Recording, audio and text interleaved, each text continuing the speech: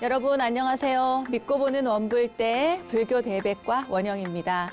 책을 통해 또 경험을 통해 우리는 다양한 지식과 정보를 얻습니다. 그리고 그 다양한 지식과 정보는 좀 더 편리하고 윤택한 삶을 만들어주기도 하고요. 그런데 이렇게 아는 것이 오히려 편견과 착각을 불러일으킬 때도 있습니다. 특히 오로지 자신만의 경험을 통해서 알게 된 것이 이 세상에 다인 양 자신만이 옳다고 주장할 수도 있고요. 바르게 하는 것, 그리고 바르게 보는 것이 무엇보다 중요할 텐데요. 바르게 알기 위해선 마음의 어떤 라인, 선을 지워버리고 좀 더 넓은 세상을 인정하는 편견이 없는 자세가 꼭 필요할 것 같습니다. 바르게 보고 바르게 아는 그런 지혜를 키워가는 시간이죠. 원영 스님의 불교 대백과 오늘도 함께 하겠습니다. 어서 모이세요.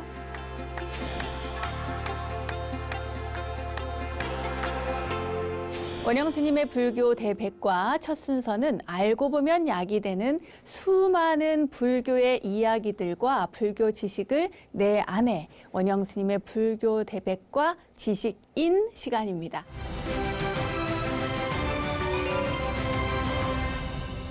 부처님의 법을 이어받은 제자들은 수없이 많이 있습니다. 원불대를 시청하면서 부처님의 법을 공부하는 여러분도 모두 참된 불자죠.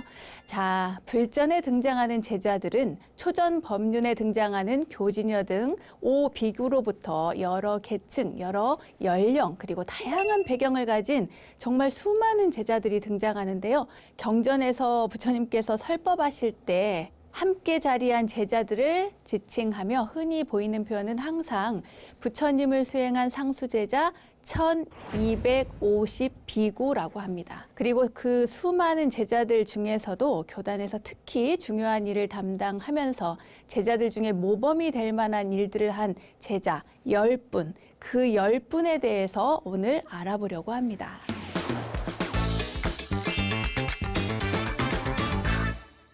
부처님의 10대 제자는 10가지 분야를 들어서 각 분야에서 가장 부처님의 가르침을 잘 실천한 인물로 묘사됩니다.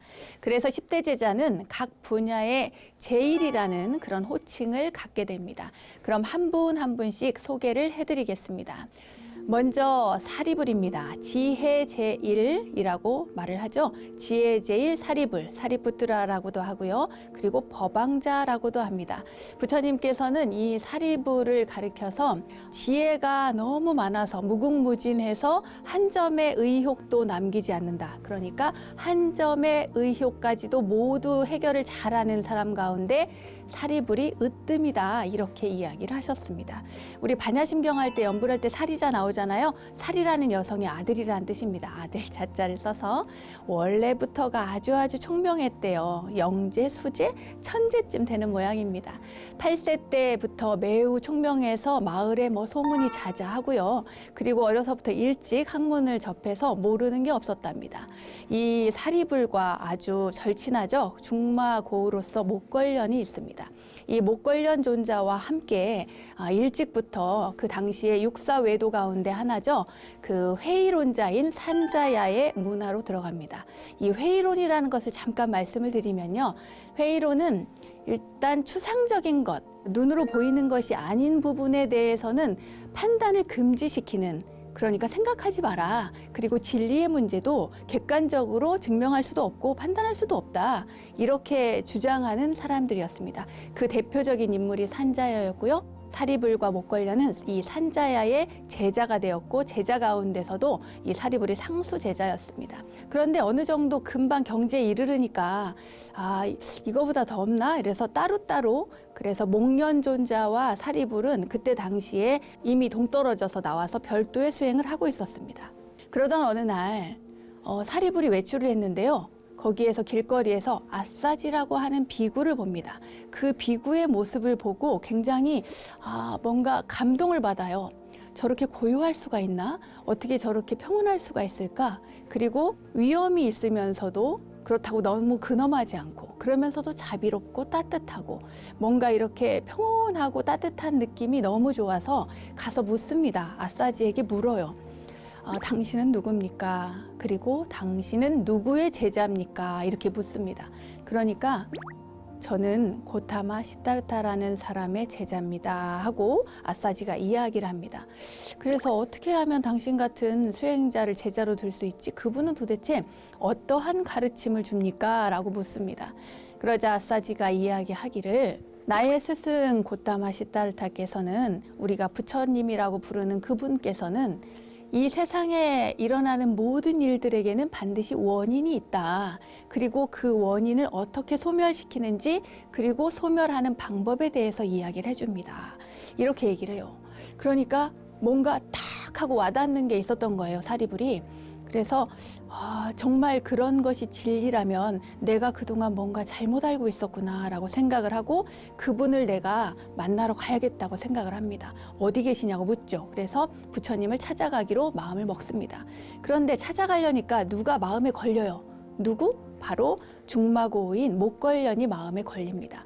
그래서 목련존자에게 가요. 내가 말이야 하면서 아싸지 비구를 만났을 때 그 이야기를 목련존자에게 다 해주고, 나는 그래서 출가를 할 생각이네. 그 고타마라고 하는 분의 제자로 나는 들어갈 생각인데 자네는 어떻게 하겠나 하니까 목련존자가 자네가 그렇게 믿고 확실하다고 이야기한다면 나도 가겠네, 이렇게 얘기를 하는 거예요. 그래서 가서 이야기를 해요. 스승님인 그 산자에게도 얘기를 하고 그 대중들에게도 이야기를 하는데 250명의 대중이 함께 모두 따라가겠다고 이야기를 하는 거예요. 대단하지 않습니까? 그래서 250명을 데리고 부처님에게 출가를 하게 됩니다. 그때요, 그 모든 제자를 한꺼번에 잃었잖아요. 한두 명을 잃은 것이 아니라 전 제자를 다 잃은 산자야. 이 산자야가 그때 피를 토하고 죽었다는 얘기가 있습니다. 좀 가슴 아픈 이야기죠. 어쨌거나 부처님에게 간 사리불, 그리고 목련존자, 부처님께서는 멀리서 오는 이 둘을 보고는 드디어 나에게 오는구나 하시고 그 앞으로 저 두 사람이 우리 교단에서 아주 중요한 그리고 훌륭한 사람이 될 것이다 라고 말씀을 하셨다고 합니다. 사리불은 그렇게 해서 부처님께 귀의하고 출가해서 무려 44년간을 부처님의 상수 제자로서 교단을 안정시키고 이끌었던 그런 중요한 인물인데요. 이분은 그 아싸지에 대한 그 첫 느낌, 첫 감동을 평생 잊지 않고 계셨던 모양입니다. 그래서 평생 살면서 아싸지 비구, 그 처음 만났던 그 아싸지 비구가 계시는 쪽으로는 다리도 뻗지 않았대요. 항상 그분을 생각하고 존경하는 마음, 그리고 감사하는 마음을 가지고 살았다고 합니다. 그리고 재밌는 일화가 하나 더 있죠. 사리불 존자가 그 중요한 일을 한 적이 한 번 있습니다. 늘 중요하지만 특히나 중요한 일을 한 적이 있어요. 뭐냐면 그 데바다tta의 그런 어떤 이간질이랄까요? 그를 통해서 많은 제자들이, 부처님 제자들이 데바다tta 쪽으로 전부 다 옮겨갔던 적이 있어요. 그때 가서 사리불이 신통력으로 그때 법문을 하고 브로켄 현상이라고 하죠. 방광, 그러니까 우리로 치면 방광이라는 표현이 더 맞을 겁니다. 빛을 쫙 펼치고 그리고 특이한 현상, 우리는 또 불교 경전에 보면 호상이라고도 표현을 하는데요. 그러한 현상을 일으켜가지고 거기서 법문을 쫙 하고 그 많은 제자들이 놀라서 그래 다시 돌아오는 그런 일이 있었습니다. 이 사리불은 나중에 부처님보다 먼저 돌아가십니다. 먼저 인멸에 들게 되는데요. 고향으로 돌아가서 거기서 죽게 돼요. 근데 고향에서 동생이 마지막 시봉을 했다고 합니다. 그리고 동생이 유골함에 담아서 유골과 그리고 가사와 바루를 가지고 부처님께 갖다 드렸다고 해요. 부처님께서는 그 모습을 보고 굉장히 상심을 하신 것 같은데 겉으로는 표현을 많이 하지 않으셨고 그 다음 행사 때 대중이 다 모였을 때 그때 말씀을 하셨답니다. 이 많은 대중이 다 모였는데 사리불이 없으니, 사리불과 목련존자가 없으니 이 자리가 텅 빈 것만 같구나. 그러나 열애는 슬퍼하지 않는다. 이 세상의 모든 존재들은 다 소멸하게 되기 때문에 슬프지는 않다. 부지런히 정진하라는 이야기를 하셨다고 합니다. 다음은 두 번째 신통제일 목련존자입니다. 목련존자, 목걸련이라고도 하고요. 목갈라나라고도 합니다. 바라문족 출신이고 마가다국 왕사성 밖의 콜리타촌의 사람으로 알려져 있습니다. 목련존자는 아까도 말씀드린 것처럼 신통제일, 그러니까 신통력이 가장 뛰어난 그런 분이었어요. 여섯 가지 신통력을 우리 불교에서는 이야기를 하는데, 먼저 신족통, 천안통, 천이통, 타심통, 숙명통, 누진통입니다. 먼저 신족통 들어보셨어요? 여러분 신족통 하실 줄 아십니까? 내가 가고 싶은 곳, 원하는 곳에 탁 가는 거예요. 신통으로. 발이 보이지 않는다고 하죠. 그래서 옛날에는 뭐 신족통을 가진 분들이 더러 있었다는 얘기를 듣기는 들었는데 본 적이 없으니 아무튼 천안통, 그러니까 천리 밖에 있는 사람들을 볼 수 있습니다. 그리고 사람들의 미래의 운명도 내다볼 수 있겠죠. 그 다음에 천이통, 듣는 겁니다. 천리 밖에 있는 소리를 듣는데요. 여러분, 천리 밖에 있는 소리를 어떻게 들을까요? 그 천이통을 가지고 있었다고 하고, 타심통. 이 타심통은 좀 하실 수 있는 분들이 많이 있을 것 같습니다. 가끔은 뭐 오해나 추측도 불러일으키긴 하지만 이 신통력으로서 다른 이의 마음을 들여다보는 어떤 독심술 같은 거죠. 그리고 다른 사람의 전생을 봅니다. 그 사람이 어떻게 해서 이 생에 이런 몸을 받고 다음 생에 어떻게 되는지 이러한 숙명통을 하셨다고 하고요. 마지막으로 여섯 번째, 이 세상과 인생에 대한 모든 진리를 깨닫는 마지막 단계 누진통을 가지셨다고 합니다. 이 여섯 가지 신통을 모두 가진 자로서 가장 신통력이 뛰어난 분으로 목련존자를 이야기하는데요. 이런 일이 한 번 있었습니다. 사람들이 사리불존자보다 목련존자의 신통력이 더 낮아. 신통제일이라고 하긴 하지만 그렇지 않을 거야. 이렇게 이야기를 하는 거예요.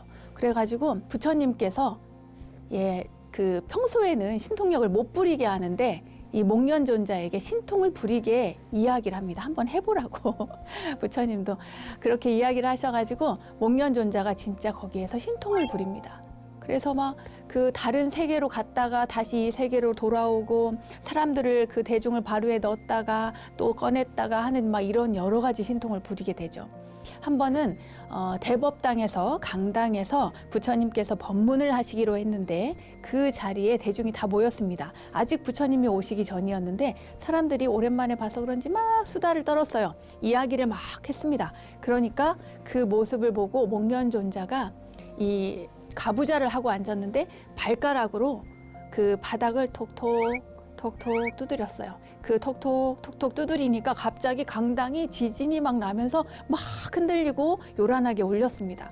이래서 그 대중들이, 그 자리에 모인 대중들이 엄청 놀라고 그 모두가 침묵하고 고요히 앉아서 부처님을 기다리게 되었다는 그런 재밌는 이야기도 전해져 오고 있습니다. 목련존자 하면 이 이야기를 아마 다 아실 겁니다. 백중 우란분절에 얽힌 이야기인데요.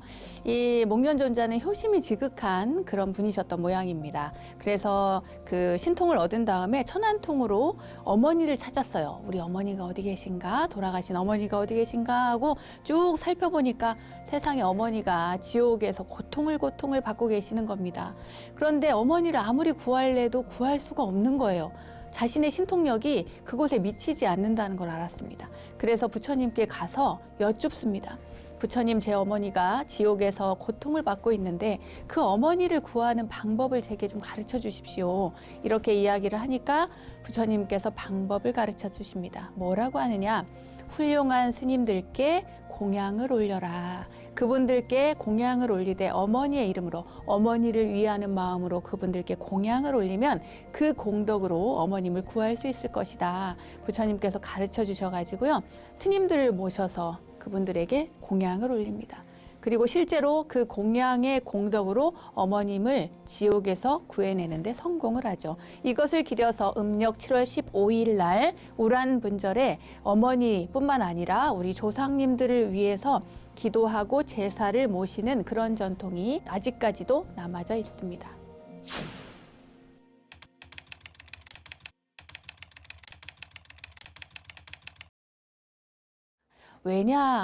왜일까요? 이런 일이 있었습니다. 먼저 얘기를 해드리자면 기근이 들었어요. 스님들이 다 굶어 죽게 생겼습니다. 왜냐하면 세상 사람들도 먹을 게 없는데 스님들께 공양 올릴 것도 없겠죠. 너무너무 힘든 시간을 보내고 있었는데 그때 목련존자가 이야기를 합니다. 부처님께. 부처님, 제가 신통을 부려서 저 멀리 가서 기근이 없는 곳에 가서 먹을 것을 구해서 가져오겠습니다. 라고 하니까 부처님께서 안 된다 하지 마라 그래요. 왜일까요? 만약에 그대가 이곳에 없을 때 기근이 들면 그때는 어떡할 것이냐. 그리고 신통력이 없는 사람들은 그럼 앞으로 어떻게 할 것이냐. 그러니 신통을 쓰지 마라 이렇게 말씀을 하셨습니다. 이제 세 번째 마하가섭, 대가섭존자에 대한 이야기를 해드리겠습니다. 가섭존자는 두타제일이라고 불립니다. 마하가사파, 두타제일.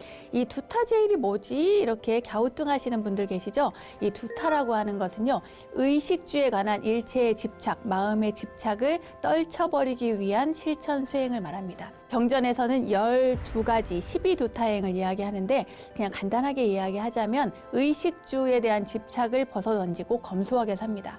마을과 떨어진 곳에서 일단 살아야겠죠. 근사한 집이나 정자나 이런 곳에 사는 게 아니고요. 숲에서 삽니다. 무덤과 무덤 사이에 살거나 아니면 나무 아래에서 삽니다. 그리고 언제나 걸식을 하고요. 그리고 하루 한 끼를 드시고 언제나 앉아 있습니다. 누워 있으면 안 돼요. 앉아서 있고 사람들이 다 보이는 곳, 그러니까 어디 어두운 곳에 혼자 있는 곳에 토굴에 이렇게 들어있는 게 아니고 들어앉아 있는 게 아니고 다 보이는 곳에서 앉아 계신다는 겁니다. 저는 그 무엇보다도 눕지 않는다는 것이 참 어려울 것 같아요. 이러한 두타 수행을 하는, 그리고 겉으로 보기에도 너무나 남루한 목장, 다 떨어진 무덤가에서 그 버려진 옷들이나 또 그 뭐랄까요, 남들이 입다 버린 옷들, 그런 옷들을 기워서 이렇게 입으니까 얼마나 남루하고 그렇게 살겠어요. 이러한 생활을 하는 분이지만 원래는 대부호의 아들이었습니다. 이 마하가섭존자는 일찍부터 출가에 마음을 두고 출가하고 싶었는데 아들이 하나밖에 없었어요. 그래서 부모님이 그렇게 결혼하라고 압박을 하는데 나중에 도저히 압박을 못 이기고 조각을 하나 합니다. 사람을 시켜서 금빛 조각상을 보여주면서 부모님께 만약에 이렇게 생긴 여인이 있다면, 정말 똑같이 생긴 여인이 있다면 저는 그때는 제가 이 여인과 결혼을 하겠습니다. 그러니 저에게 너무 강요하지 마십시오 라고 이야기를 합니다. 이 부모님도 대단하신 분이에요. 어디서 발견을 했는지 그 조각상과, 금빛 조각상과 정말 똑같이 생긴 여인을 찾아서 데리고 옵니다. 그러니까 가섭존자가 어땠겠어요? 그냥 뭐 입을 꾹 다물고 하는 수 없이 결혼을 하게 되죠. 신기하게도 이 혼인을 한 여인 부인도 출가의 뜻이 있었던 거예요. 그래서 가섭존자와 이 부인은 결혼을 했으나 결혼 생활을 하지 않고 순결한 상태로 무려 12년을 보냈다고 합니다. 나중에 부모님이 돌아가시면 출가를 하자 이렇게 약속을 했답니다. 실제로 부모님이 돌아가신 다음에 그 어마어마한 재산을 다 나누어 주고 가섭존자는 출가를 해요. 그리고 길을 갑니다. 함께 집을 나와서 갈림길에서 이렇게 이야기를 하죠. 그대는 저쪽으로 가시오, 나는 이쪽으로 가겠소 해가지고 출가를 했다고 합니다. 그러니까 그 부호의 아들로 그렇게 부유하게 살던 사람이 두타행, 이 의식주를 다 포기한 그런 생활을 이어가고 있었는데요. 얼마나 정진을 열심히 하셨는지 그 대중들이 다 부처님과 함께 공양을 받을 때 항상 숲에서 멀리서 오니까 늦게 도착을 하곤 했습니다. 그래서 어느 날 이 가섭존자가 그 대중들이 다 모여서 공양을 받으러 가야 되는데 늦게 도착을 해가지고 문이 닫혀 있는 거예요. 대문이 닫혀 있고 거기에 시종이 하는 이야기가 이미 그 석가의 자식들, 석자들은 모두 다 들어갔으니 안으로 모실 수 없다 이런 이야기를 해요. 왜냐하면 부처님 제자로 보이지 않았거든요. 너무 허술하고 지저분하고 막 남루하니까 가섭존자가 더 이상 들어갈 생각을 안 하고 나옵니다. 그 길가를 쭉 따라 내려오는데 거기에 어떤 여인이 이렇게 몸을 칭칭 감고 거기에서 이렇게 그 미음을 마시려고 해요. 그런데 그 미움을 마시려고 하는 그 여인에게 가서 가섭존자가 하는 말이 그 공양을 제게 주십시오 하는 거예요. 근데 이 여인이 문둥병 환자였던 겁니다. 문둥병 환자에게 내가 아무리 이렇게 몸을 칭칭 감고 다 가렸더라도 내가 문둥병 환자인 게 표가 날 텐데 왜 내가 마시려고 하는 이 공양물을 자기에게 달라고 하지? 이상한 거예요. 그래서 이 여인이 그 병이 굉장히 심각한 상태였던 모양입니다. 그래, 세상 사람들은 다 나에게 가까이 하지 않는데 이 내가 먹을 것을, 내 것을 달라고? 그래서 이 환자에게 좀 뭔가 안 좋은 마음이 생겼는지요. 그 공양 그릇에 손가락을 넣어서 이렇게 휘 저었습니다. 휘 저으니까 이 손가락이 빠지는 거예요. 손가락이 떨어져서 그 주관으로 떨어집니다. 그러고는 그걸 드려요. 하니까 가섭존자가 그걸 감사히 세상에 손가락을 건져내고 그걸 다 마십니다. 그걸 마실 줄은 몰랐던 거예요. 이 문둥병 환자가, 이 여인이 너무 감동을 받습니다. 이 세상 모든 사람들이 나를 멀리하고 더럽다 하고 가까이 오지 않으려 하는데 세상에 내가 먹던 것, 심지어 내 손가락이 빠진 것을 갖다가 이렇게 드시다니 너무 고맙습니다 하면서 눈물을 흘리고 나서 그 자리에서 죽게 되는데요. 죽은 다음에 바로 천상에 태어나게 됩니다. 왜? 가섭존자에게 공양을 올린 그 공덕으로 천상에 태어났다는 그런 이야기가 있습니다. 대단하죠, 여러분? 가섭존자에 대한 이야기는 이것뿐만 아니라 다양한 이야기들이 많이 전해져 옵니다. 지난번에 첫 번째 시간이었죠. 제1결집에 관한 이야기는 다 말씀을 드렸기 때문에 간단하게 짚고 넘어가겠습니다. 부처님께서 돌아가신 이후에, 인멸 후에 경과 유를 그 결집을 하게 되는 결정적인 계기를 마련을 했고, 그리고 리더로서 500명의 아라한들을 모집을 해가지고 결집을 하게 되죠. 이 가섭존자의 역할은 여기에서 끝나는 것이 아니고요. 이 가섭존자는 선종에서 굉장히 존경을 받습니다. 선종 법맥 가운데 제1조로 추앙을 받거든요. 왜냐? 여기에는 이유가 있습니다. 삼처전심이라고 여러분 들어보셨어요? 삼처전심. 불교의 조사선에 교회 별전이 되었다는 이야기 아시나? 들어보셨나 모르겠습니다.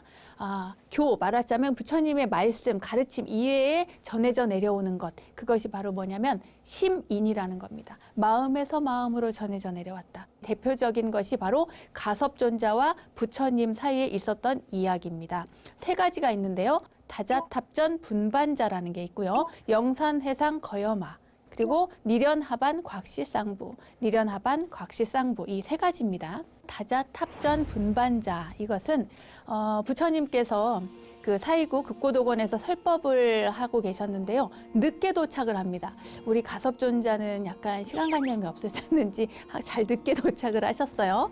그랬는데 부처님께서 대중이 다 있는데 자리 꽉 찼는데 늦게 도착한 가섭존자에게 잘 왔다 가섭이여 하면서 세상에 부처님이 앉은 자리에 이 옆으로 이렇게 옮기면서 반틈을, 이 반쪽을 가섭존자에게 자리를 내줬다는 이야기입니다. 그래서 다자탑전 분반좌, 반좌를 내줬다 해서 이런 이야기가 내려옵니다.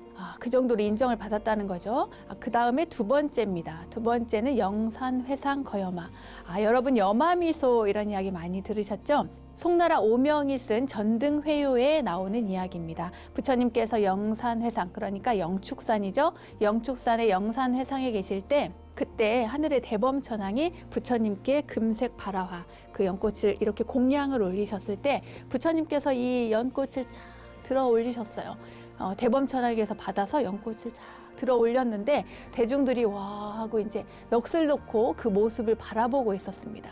그 바라보고 있었는데 그 가운데, 수많은 대중 가운데 오로지 마하가섭, 그러니까 대가섭 존자만이 미소를 지으면서 그 모습을 보고 미소를 짓고 쳐다보고 있었다는 거예요. 그래서 부처님께서 말씀을 하십니다. 나에게 정법안장과 열반 묘심이 있으니 그 실상은 상이 없는 이 미묘한 법문이다. 이 미묘한 법문을 내 마하가섭에게 부촉하노라, 이렇게 말씀을 하셨다고 합니다. 오, 대단하죠? 자, 그 다음에 세 번째, 이 이야기도 전에 한번 말씀을 드렸습니다. 1회에 나올 겁니다. 니련하반 곽시쌍부. 부처님께서 그 열반에 드셨다는 소식을 중간에 듣습니다. 중간에. 어떤 나체 수행자가 걸어오는데요. 꽃을 들고 옵니다. 그래서 혹시 제 스승에 관한 이야기를 아십니까? 라고 물으니까 그 나체 수행자가 그분이 돌아가신 지는 이미 7일이 지났어. 7일이 지나서 이 꽃도 사실은 거기서 가지고 온 것이요, 이렇게 얘기를 합니다. 그 얘기를 듣고 그 대중들이 전부 다 슬피 울어요. 근데 가섭존자가 서둘러서 그곳에 갑니다. 서둘러서 막 가는데 이미 그때 부처님께서는 그 대중들이 그 향나무를 다 모아서 쌓고, 그러니까 지금의 화장을 생각을 하시면 되겠어요. 나무를 다 쌓고 그 관 안에 부처님을 모시고 그 위에 올려놓고 불을 아무리 지펴도 불이 안 붙는 거예요. 그 드디어 7일이 지난 다음에 가섭존자가 도착을 해서 그 다음에 합장을 하고 그곳을 3바퀴를 돕니다. 부처님의 다비장을 3바퀴를 돌고 발 있는 쪽을 잡고 통곡을 하니까 어찌하여 이렇게 빨리 열반에 드시나이까 하면서 통곡을 하니까 그때 부처님께서 2발을 관 밖으로 이렇게 내시면서 광명을 보이셨대요. 이 일을 가지고 니련하반 곽시쌍부라고 합니다. 이 3가지 삼처전심, 부처님께서 마하가섭 존자에게 마음을 보여주신 거죠. 마음을 전해주신 거죠. 이 3가지 일화를 통해서 가섭 존자가 얼마나 중요한 인물이었는지 저희는 알 수가 있습니다. 다음은 아나율 존자입니다. 천안제일로 알려져 있죠. 아누루따라고도 합니다. 이 지혜의 눈, 천안통을 하신 분으로 알려져 있는데요. 원래 아나율 존자는 석가족 출신이고 굉장히 부귀한 그런 존재였습니다.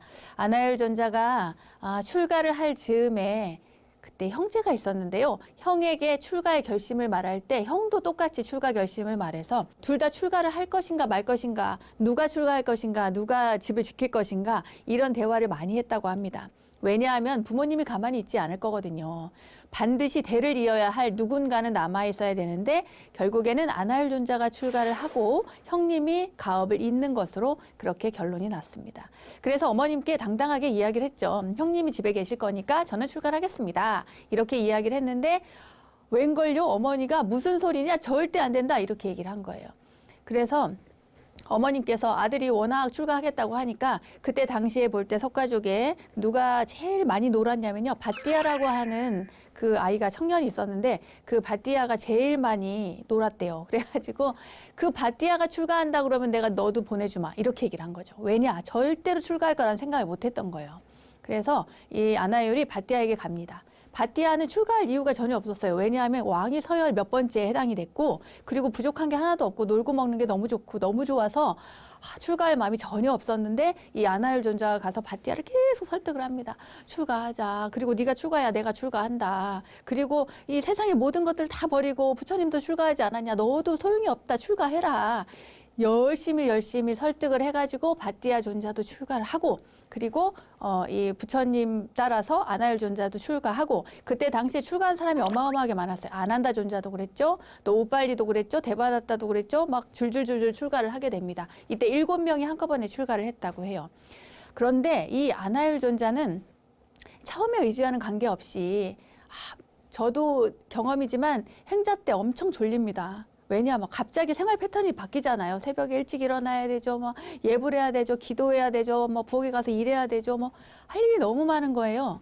그랬는데 이 아나율 존자도 마찬가지였는지 너무 고된 생활에 힘들어서 부처님께서 설법하실 때 그 자리에서 꾸벅꾸벅 졸고 있었습니다. 그래서 어느 날 부처님께서 대중들을 다 내보내고 대중들이 비웃었거든요. 아나율 존자가 조는 걸 보고. 근데 대중들이 다 내보낸 다음에 아나율 존자를 이렇게 부릅니다. 불러서 야단을 쳐요. 조용하게. 너는 도를 찾아서 출가한 것이 아니냐. 도대체 처음에 그 출가의 결심은 어디로 간 것이냐. 어떻게 이렇게 졸 수가 있냐. 이렇게 부처님이 나무라니까 아나율 존자가 다시는 졸지 않겠습니다. 제가 이 몸이 썩어 부서질지라도 부처님 앞에선 절대로 졸지 않겠습니다. 앞으로는 눈을 아예 안 감을 겁니다. 이렇게 얘기를 한 거예요. 부처님 앞에서 약속을 한 거예요. 눈을 안 감겠다고. 여러분 눈을 안 감아 보세요.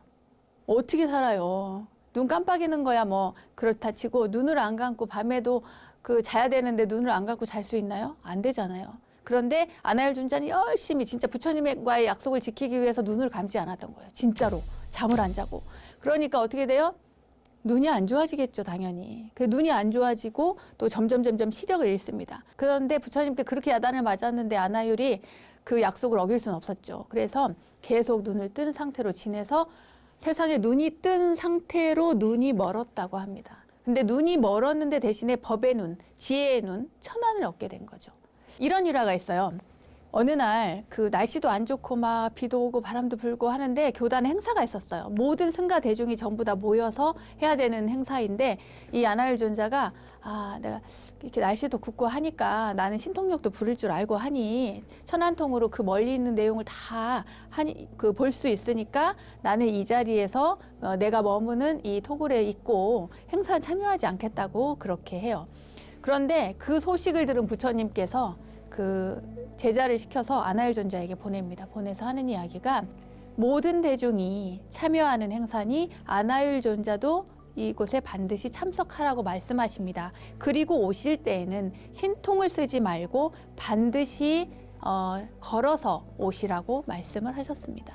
이렇게 얘기를 해요. 그러니까 부처님은 신통력을 써가지고 뭔가 이렇게 은근슬쩍 넘기는 이런 것들을 절대 용납을 안 하셨던 거예요. 그래서 안하율 존자가 그 험한 산길을, 숲에서 지내셨으니까 험한 산길을 비도 오고 바람도 불고 막 앞도 안 보이고 캄캄한 그 길을 진짜 부딪히고 깨지고 무너지면서 이 신통을 전혀 쓰지 않으니까, 눈이 안 보이니까 어떻게 하겠어요. 다 부딪히고 넘어지고 하죠. 그 넘어져서 산길을 와서 행사에 참여를 했고, 그리고 그 이후에는 단 한 번도 행사에 빠진 적이 없다고 합니다. 이런 일화가 있습니다.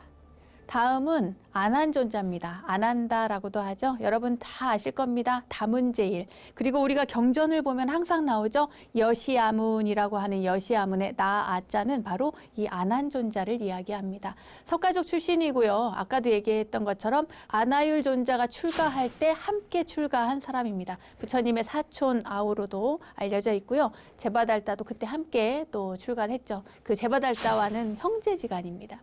그 누구보다도 부처님의 설법을 가장 많이 들은 인물로 알려져 있죠. 그래서 제1결집 때에 큰 역할을 했습니다. 근데 사실은 경전을 그 결집할 때, 제1결집 때 이 안한다 존자는 사실은 그 500명 안에 들어가지를 못했어요. 왜냐하면 깨닫지 못해서, 아라한이 아니기 때문에 그 가섭존자가 너는 못 들어와 이렇게 한 겁니다. 와, 파워가. 아무튼 안한존자는 그곳에 들어가야 되는데 못 들어가니까 부처님을 무려 25년을 시봉을 했는데 그 동안에 깨달음을 못 얻었다는 게 말이 안 된다고 생각을 했는지 안한존자를 그 참석을 못하게 한 가섭존자, 뭐 물론 이해도 갑니다만 안한존자는 그제서야 그 발심을 하고 분심을 일으켜가지고 열심히 정진을 합니다. 무려 7일 동안 열심히 정진을 해서 7일 만에 깨달음을 얻고 그 500비구 안에 들어가게 됩니다. 안한존자가 부처님의 시자가 된 그 과정에 대해서 말씀드리도록 하겠습니다. 부처님은 무려 45년간 그 설법을 하고 다니셨잖아요. 전법 활동을 많이 하셨는데 그 전에 20년은 여러 제자들, 여러 시자들이 있었습니다. 그 우리가 알고 있는 시자라고 하면 안한존자만 있는 게 아닌가 이렇게 생각하지만 그렇지 않습니다. 안한존자 이전에도 많은 시자들이 있었어요. 그런데 안한존자가 가장 오랜 기간 시자를 했고 부처님께서 그러니까 후반부 한 20년쯤 지났을 때, 깨달음을 얻은 지 한 20년쯤 지났을 때부터 돌아가실 때까지, 인멸할 때까지 안한존자가 25년 동안 부처님 곁에서 시봉을 합니다. 그런데 대중들이 안한존자에게 부처님을 시봉하라고 이야기를 할 때 안한존자가 거절을 했어요. 처음에는. 싫다고, 안 한다고 그랬는데 자꾸 얘기를 하고 부처님도 안한존자가 했으면 하는 그런 마음이 있으셨나 봐요. 그때 안한존자가 부처님께 조건을 겁니다. 와우, 세죠. 조건을 거는데 그 조건이 재밌습니다. 재밌다고 하기는 좀 그런가요? 부처님께 뭐라고 얘기를 하냐면 부처님께서 받으신 좋은 음식을 저에게는 주시지 마십시오. 부처님 혼자 드십시오. 좋은 음식이니까. 그리고 부처님께서 받으신 좋은 의복, 가사는 저에게 주지 마십시오. 그건 부처님께서만 수하십시오. 그리고 부처님께서 거처하시는 곳, 그 편안한 곳에는 저는 함께 머물지 않겠습니다. 저는 따로 머물겠습니다. 그리고 재력이 있고 권력이 있는 그런 신도들이 부처님을 개별적으로 초청해서 공양을 대접했을 때 그때 저에게 함께 가자고 하지 마십시오. 저는 가지 않겠습니다. 부처님 혼자서 가십시오. 이렇게 4가지 조건을 제안을 했고요. 또 하나 있습니다. 4가지 원하는 조건이 이후에 더 있어요. 뭐냐? 부처님, 제가 청했을 때 부처님 반드시 응답해 주십시오. 제가 부처님 하고 여쭈었을 때 부처님, 그래. 무슨 일이냐? 이렇게 꼭 응답을 해 주십시오. 2번째, 신도들이 찾아왔을 때 부처님을 청하고 뵙고 싶다 이렇게 얘기했을 때 저에게 먼저 얘기를 했을 때 제가 걸러서 부처님께 부처님 아무개가 만나고 싶다 하십니다. 이렇게 이야기를 하면 부처님 꼭 제 청에 응답을 해 주십시오. 그리고 3번째, 부처님 의문이 생기는 걸 제가 물어봤을 때는, 여쭤봤을 때는 부처님께서 꼭 대답을 해 주십시오. 그리고 4번째, 이게 마지막입니다. 제가 없는 곳에서 부처님께서 설법하신 내용은 나중에라도 제게 꼭 들려주십시오. 이것이 바로 안한존자의 조건이었습니다. 그래서 부처님께서 오케이 하신 거죠. 안한존자가 부처님 곁에서 오랫동안 시봉을 했기 때문에 그 역할도 굉장히 컸고 제가 생각할 때는 파워도 굉장히 컸을 것으로 짐작이 됩니다. 사실 안한존자는 비구니에게 있어서는 굉장히 중요한 인물이에요. 왜냐하면 비구니가 출가할 수 있도록 허락받는 데 중요한 역할을 했기 때문입니다. 부처님의 양모죠. 양어머니인 마하파자파티 그리고 부인인 야소다라 공주 그 부인이 모두 이제 석가족의 여인들이 출가를 요청한 적이 있었어요. 그럴 때 부처님께서는 딱 이런 지하에 거절하고 떠납니다. 안 된다. 출가는 안 된다. 금지. 이렇게 해가지고 떠나셨어요. 먼 길을 떠났습니다. 무려 500리나 되는 거리를. 그 이후에 이 석가족의 여인들이 물론 정반왕이 돌아가신 다음이겠죠. 그런 다음에 그 머리를 다 스스로 자르고 깎고 그런 다음에 허름한 옷을 걸치고 부처님이 가신 그 500리 길을 여성들이 쭉 따라갑니다. 그리고는 부처님이 계신 곳 밖에서 그 안에 못 들어가고 그 막 진짜 진흙탕 같이 그 흙길을 먼지를 다 뒤집어 쓰고 눈물을 흘리면서 그 길을 와서는 제발 출가를 허락해 달라고 이야기를 합니다. 하지만 부처님이 까딱 안 하셨어요. 그때 안한존자가 부처님, 여성은 출가를 하면 수행을 하면 해탈을 못 합니까? 이렇게 물어요. 그러니까 부처님께서 아니다. 여성도 출가해서 수행을 하면 열심히 하면 해탈을 할 수가 있다. 그러니까 안한존자가 왜 여성 출가를 그럼 허락하지 않습니까? 왜 여자에게는 기회를 주지 않습니까? 왜 이것은 조금 옳지도 않고 공평하지도 않은 것 같은데요? 이렇게 하면서 부처님을 계속 설득을 합니다.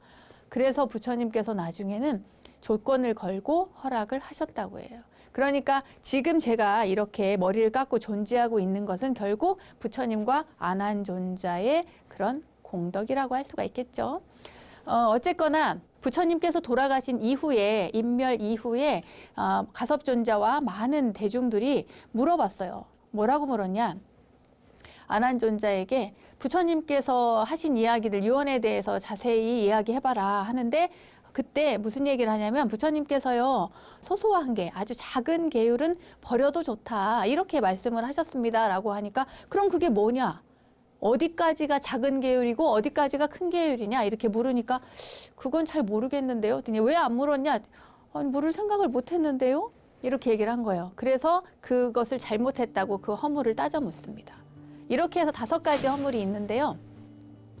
안한존자의 허물, 바로 이 소소계를 묻지 않았다는 점, 어디까지가 소소계인지 묻지 않았다는 점이 첫 번째고요. 두 번째는 부처님의 가사를 밟은 적이 있대요. 그래서 부처님의 가사를 밟은 허물, 그리고 세 번째, 부처님이 인멸하셨을 때 제일 먼저 그때 여인들이 알고 그 길에서 돌아가셨으니까요. 길을 가던 여인들이 부처님이 돌아가신 걸 알고 거기서 부처님 유체 앞에 조문을 하면서 눈물을 흘렸어요. 그러니까 부처님이 돌아가신 그 몸에 여인의 눈물이 떨어진 거예요. 그 눈물 자국을 남게 했다고 그래서 그걸 허용한 조문을 허용한 안한존자에게 따져 묻습니다. 잘못했다. 그렇게 하면 안 된다. 이렇게.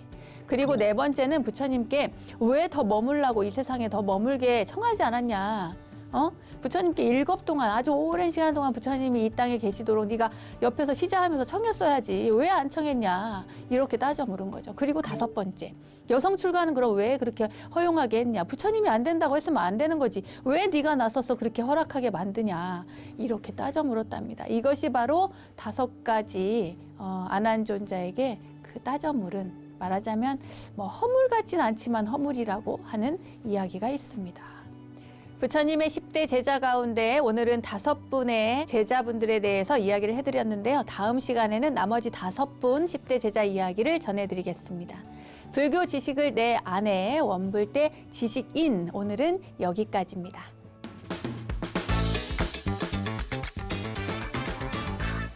저절로 알게 되는 사찰 이야기 오늘은 저절로 시간입니다.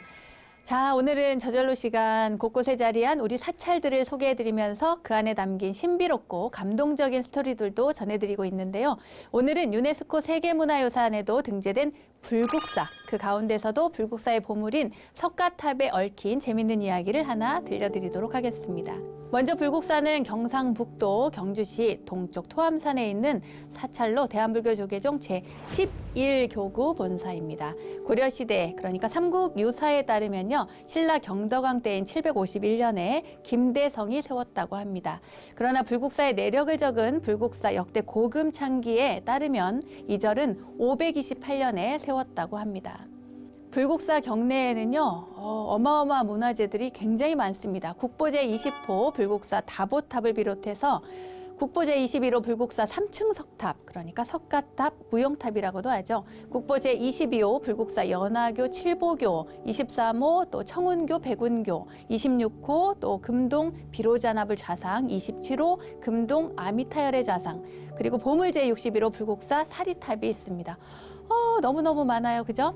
여기에는 재밌는 이야기 오늘 한 가지만 전해드리도록 하겠습니다. 불국사 3층 석탑에 얽힌 이야기인데요. 김대성이라는 사람이 불국사를 이렇게 세울 때, 창건할 때 자기의 힘으로는 다 못한다 싶어서 백제에 있는 유명한, 정말 잘한다는 사람, 아사달이라는 사람을 불러서 이 석가탑을 또 조성을 하게 합니다. 그래서 아사달은 부인인 아사녀를 두고 또 경주로 와서 이 석가탑을 만들게 되는데요. 이 석가탑을 조성할 때 시간이 꽤 오래 걸렸던 모양입니다. 이 아사녀가 아무리 기다려도 남편이 돌아오지 않는 거예요. 그래서 불국사로 찾아갑니다.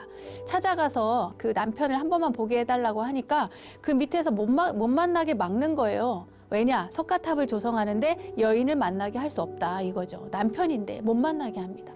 그래서 한참을 거기서 서성이니까 거기 있던 사람이 딱하게 여겼는지 저 옆쪽으로 가면은 연못이 있는데 그 연못에 가서 기다리십시오. 만약에 그 탑이 다 조성이 되면 그 연못에 탑의 모양이 비춰질 겁니다. 이렇게 이야기를 합니다.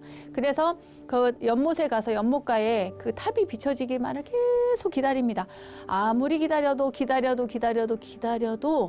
그 탑의 모양이, 그림자가 비춰지지 않는 거예요. 그러니까 이 여인은, 아사녀는 너무 상심합니다.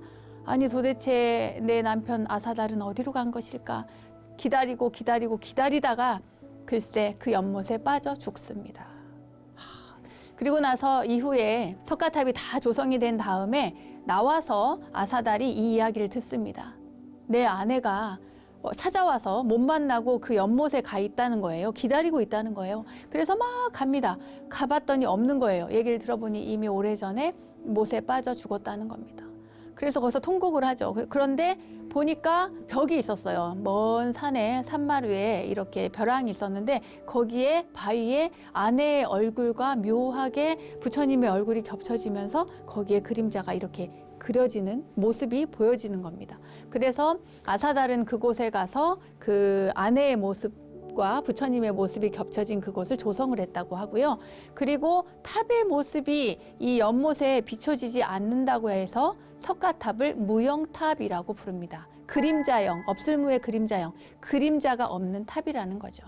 이런 이야기가 전해져 내려오고 있습니다.